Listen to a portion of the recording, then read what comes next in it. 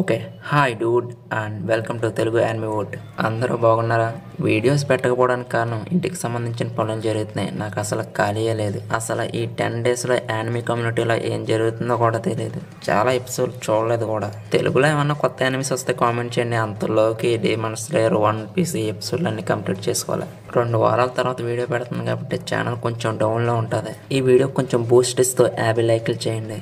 అలాగే కొత్తగా వచ్చిన వాళ్ళు సబ్స్క్రైబ్ చేసుకోండి. ఇక లేట్ చేయకుండా ఎపిసోడ్ని స్టార్ట్ చేసేద్దాం.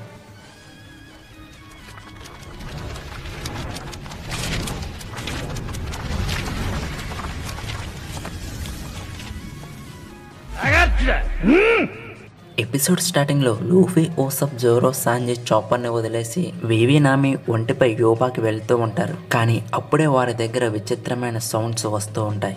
ఇక్కడేమో లూఫీ విచిత్రంగా అరుస్తూ ఉంటాడు. అది చూసిన జోరో, ఇప్పుడు దాకా బాగానే ఉన్నాడు కదా, వీడికేమైందిరా? అదే అర్థం కావట్లే. లూఫీ దాహంగా ఉందంటే అక్కడ ఉన్న కాక్టస్ ని కోసిచ్చాను. కాక్టస్? అదిగో అది అక్కడే ఉంది. ఎంత పని చేసావరా? అవి మ్యాజికల్ కాక్టస్, భ్రాంతిని కలిగించే మందులను తయారు చేయడానికి ఉపయోగిస్తారు.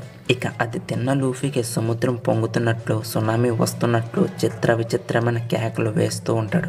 వెంటనే చాపర్ లూఫీకి మందు వేసి పడుకోబెడతాడు. ఇక ఇదే టైంలో ఏస్ లూఫీ గ్రూప్ నుంచి విడిపోతాడు. జోరో లూఫీని లాక్కెళ్తూ, ఒకసారి ఆలోచించు, ఇక్కడ ఏస్ కనిపించడం లేదు కదా, వీడెప్పుడు అదృశ్యమయ్యాడ్రా? వీళ్ళిద్దరిలా మాట్లాడుకునే టైంలో అప్పుడే లూఫీ లేచి, మన నుండి విడిపోయాడని నేను పందు వేస్తాను.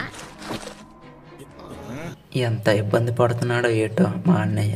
నీ వల్ల విడిపోయాం, ఏం తెలియనట్టు మాట్లాడుతున్నావు, కొట్టరాని. అప్పుడే ఓసప్కి ఏదో శబ్దం రావడంతో అటువైపుగా అందరూ వెళ్ళి చూస్తారు. అప్పుడే అటువైపుగా ఒక పైరేట్ షిప్ ఎడారిలో వెళుతూ ఉంటుంది. అప్పుడే ఆ షిప్ లో వివి, నామిని ఒంటిని బందీగా ఉండడం ఓసప్ చూస్తాడు. ఇక వెంటనే లూఫీ తన గమ్ పవర్ తో చేతిని స్ట్రెచ్ చేసి ఆ పైరేట్ షిప్ ని పట్టుకొని వెంటనే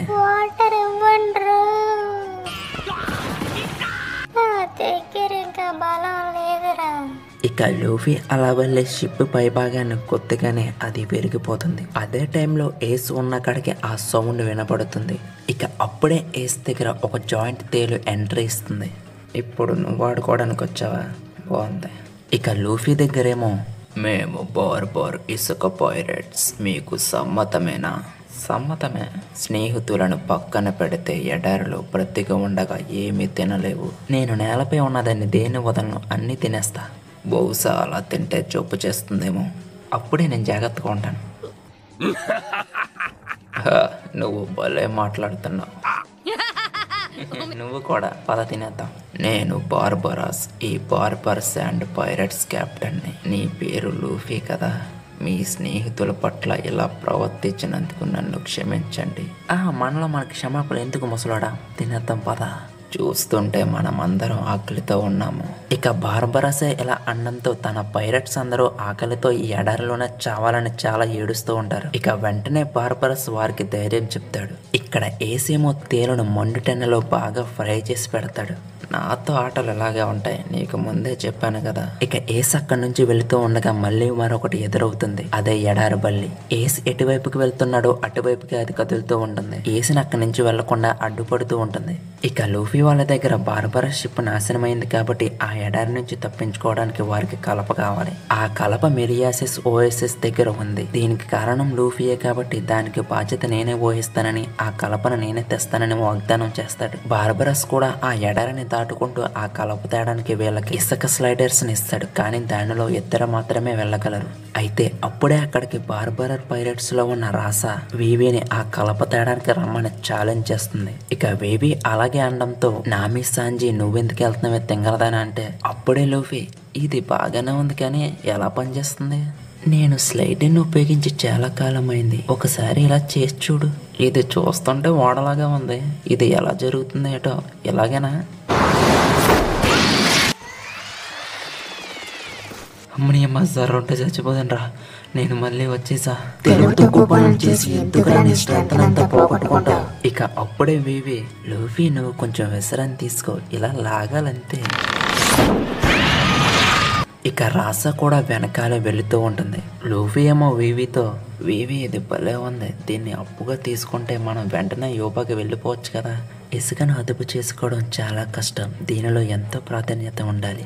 అయితే మరి నువ్వు దీనిని ఎలా నియంత్రించగలుగుతున్నావు? ఎందుకంటే నా చిన్నతనంలో ఇసుక స్లైడింగ్ చేసేదానని. ఇక షిప్ కాడ చాపర్ వారు వచ్చేదాకా వెయిట్ చేయడమేనా అంటే బార్బరస్, వారు వచ్చేలోపు ఈ ఒంటిని వేసేద్దాం. జోక్ చేసా. నాకైతే అలా అనిపించడం లేదు.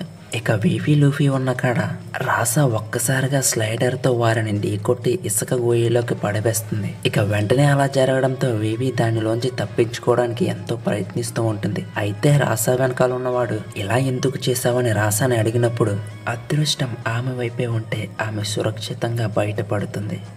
అంటే ఆమె నీకు ముందే తెలుసా? అవును, అదేలా మర్చిపోతాను. ఇక్కడేమో ఆ ఇసుక తాకిడికి వీవీ లూఫీ ఉన్న స్లైడర్ 2 విభాగాలుగా విడిపోతుంది. లూఫీ వీవీని బాగానే ఉన్నామని అడిగినప్పుడు వీవీ బాగానే ఉన్నానంటుంది. కానీ ఎలాగైనా ఈ ఇసుకలోంచి తప్పించుకోవాలని చెప్పడంతో లూఫీ వీవీని గట్టిగా పట్టుకోమంటాడు. వెంటనే లూఫీ తన గమ్ పవర్తో ఇసుకలో చేయి పెడతాడు. ఇక అప్పుడే బార్బరస్ షిప్ కాడ వీరి మీదకి దాడి చేయడానికి చాలా మంది ఒంటెలపై కత్తులు పట్టుకుని వేగంగా వీళ్ళ వైపే వస్తూ ఉంటారు. ఇక ఏస్ కాడ, ఓసే బల్లి, నువ్వు గాని నా దారికి అడ్డు లేకపోయా ఉంటే చూసుకోమల్లా. ఇక అప్పుడే ఏస్ బ్యాక్ సైడ్ కాలిపోయి ఉన్న తేలును చూసి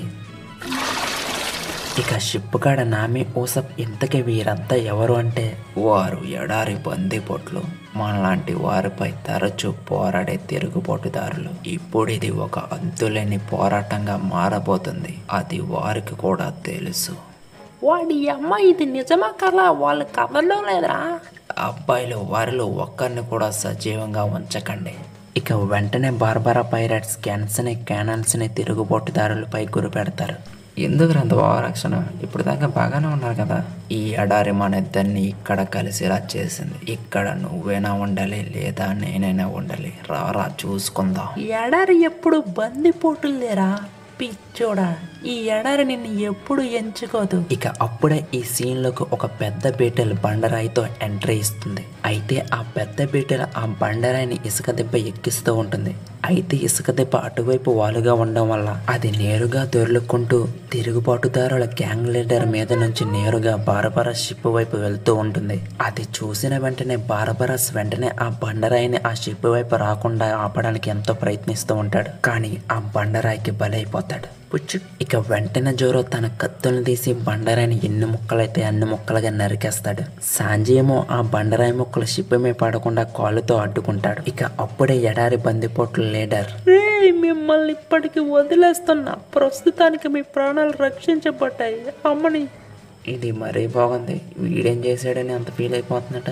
ఇక అప్పుడే లూఫీ వాళ్ళ దగ్గర, రాసా నువ్వు కొంచెం ఎక్కువ చేసావు అనుకుంటా, వారి వెనకాల కనిపించడం లేదు. అయితే ఏంటి, ఎంత ఆగినా ఆమె రాకపోతే ఆమె స్థాయి అంత మాత్రమే. అప్పుడే వారి స్లైడర్ వెనకాల ఏదో వస్తూ ఉంటుంది. అది ఇంకేటో కాదు, లూఫీ చెయ్య. వెంటనే లూఫీ వాళ్ళ స్లైడర్ని పట్టుకుని ఇసుకలోంచి బయటపడి వారిని దాటుకుని ఎదరకు దూసుకుపోతూ ఉంటారు. హే పాపా, నిన్ను పట్టేసుకున్నా బాయ్. ఇక బార్బరస్ చెప్పిన ఓఎస్ఎస్కి చేరుకున్న తర్వాత లూఫీ, ఈ ఓఎస్ఎస్ సిటీ పూర్తిగా ఇసుకలో పాతి పెట్టబడి ఉంది. ఇది ఒకప్పుడు అభివృద్ధి చెందుతున్న నగరం. అయితే నువ్వు ఇంతకు ముందు ఇక్కడ ఉండేదానివా? ఈ నగర ప్రజలు నా చిన్నతనంలో ఒక ఇసుక రేవును జ్ఞాపకంగా ఇచ్చారు. అయితే అది చాలా కాలం క్రితం.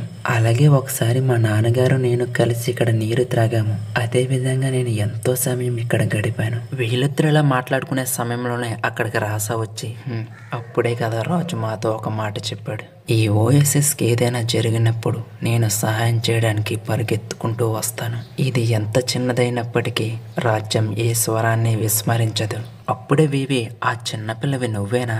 నిజానికి ఈ ఓఎస్ఎస్ ఇసుకలో పాతిపెట్టబడింది, అలాగే వదిలివేయబడింది. ఈ పట్టణంలో ఉన్న ప్రతి వ్యక్తి వెళ్ళిపోయాడు. అయినా నేను మీకోసమే ఇక్కడ ఎదురు చూస్తూ ఉన్నాను. ఎందుకంటే నేను మిమ్మల్ని నమ్మాను కాబట్టి. కానీ రాజు రాలేదు, మీరు రాలేదు.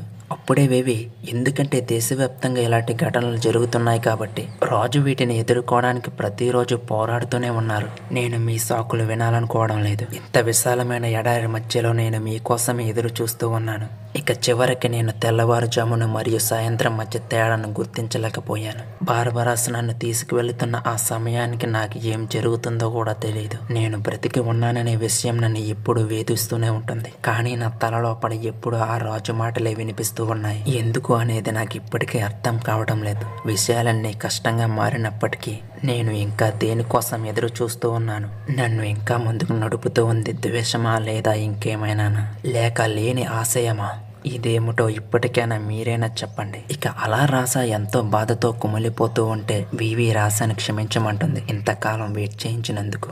ఇక లూఫీ వాళ్ళు కలప తీసుకుని బార్బరా షిప్ దగ్గరికి తిరిగి ప్రయాణం చేస్తారు. ఇక్కడ ఏసేమో ఎడారి బల్లిపై స్వారీ చేస్తూ ఉంటాడు. రే లూఫీ, ఎక్కడికి పోయారా?